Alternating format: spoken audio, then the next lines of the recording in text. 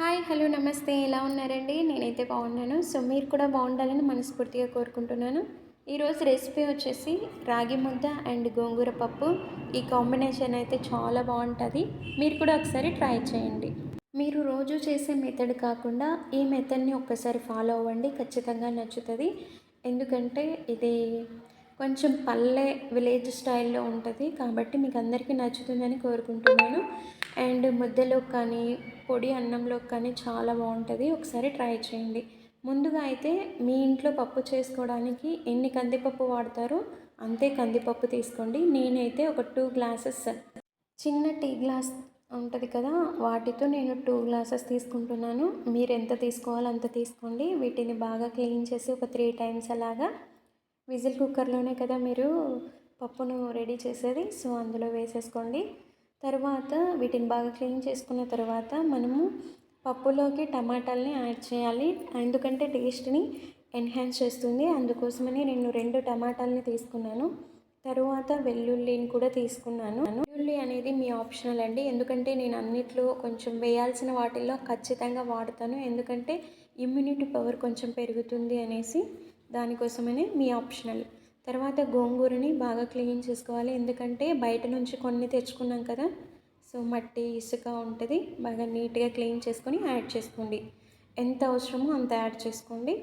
And next పచ్చిమిర్చి ఎంత అవసరమో కారానికి సరిపడా యాడ్ చేసుకోండి. తరువాత పసుపుని కొంచెం ఎక్కువనే యాడ్ చేసుకోండి, ఎందుకంటే ఇది కూడా ఇమ్యూనిటీ పవర్ని పెంచుతుంది. అండ్ ఆయిల్ అయితే నేను మీ ఆప్షనల్ అండి. నేను పొంగు పైకి రాకుండా, అంటే విజిల్ బయటికి రాకుండా, అంటే పొంగు బయటికి రాకుండా ఆయిల్ని అయితే యాడ్ చేస్తాము. అండ్ ఇంకో విషయం ఏంటంటే 2 గ్లాసెస్ కందిపప్పుకి 1 లీటర్ గ్లాస్ అయితే సరిపోతుంది. సో ఈ చెంబు అనేది 1 లీటర్ పడుతుంది కాబట్టి నేను ఈ చెంబుతో చూపిస్తున్నాను మీకు. సో ఇలా అన్నీ యాడ్ చేసిన తర్వాత ఇప్పుడు విజిల్ పెట్టేసేయడమే. ఇంకా కొంచెం అంటే నేను మామూలు ప్లెయిన్ పప్పుకైతే 3 విజిల్స్ యాడ్ చేస్తాను. ఇంకా మనము గోంగూర యాడ్ చేసాం కాబట్టి 4 విజిల్స్ వచ్చేదాకా వెయిట్ చేయాలి. 4 విజిల్స్ వచ్చిన తర్వాత మొత్తం విజిల్ అంతా పోయిన తర్వాత మనం పప్పు మెదుపుకోవడానికి ట్రై చేయాలి. అండ్ కట్టుని విజిల్ అయిపోయిన తర్వాత ఇలా పప్పు నుంచి కట్టుని వేరు చేసి తగినంత సాల్ట్ వేసుకునేసి పప్పు గిత్తితో మెదుపుకోవాలి. ఇలా పూర్తిగా మెదిపిన తర్వాత సాల్ట్ చూసుకొని మీరు అడ్జస్ట్ చేసుకోండి. ఇప్పుడు కట్టుని ఎంత అవసరమో అంత యాడ్ చేసుకొని తర్వాత మనము పోపుని పెట్టేయడమే.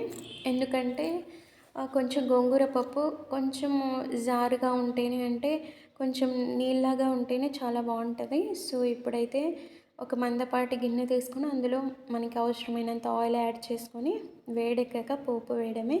ఇందులో నేను వెల్లుల్లిని కూడా యాడ్ చేశాను. ఇది కేవలం ఇమ్యూనిటీ కోసమే, తర్వాత మీ ఇష్టము, ఆప్షనల్ అన్నమాట.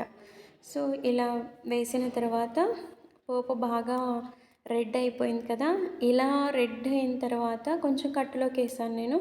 ఇలా రెడ్ అయిన తర్వాత వేస్తే పప్పు చాలా టేస్టీగా ఉంటుంది. ఇప్పుడు పప్పుని అందులోకి ట్రాన్స్ఫర్ చేయడమే అనమాట.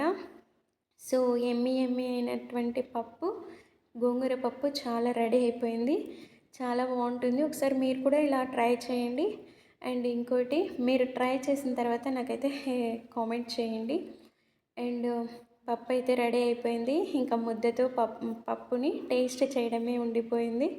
సో టేస్ట్ చేసి మీకు ఎలా ఉందో చూపిస్తాను. అండ్ మీరు కూడా డెఫినెట్గా ముద్దనైతే ప్రతిరోజు ఈవినింగ్ కానీ నైట్ కానీ ముద్దని మన డైట్ మెనూలో.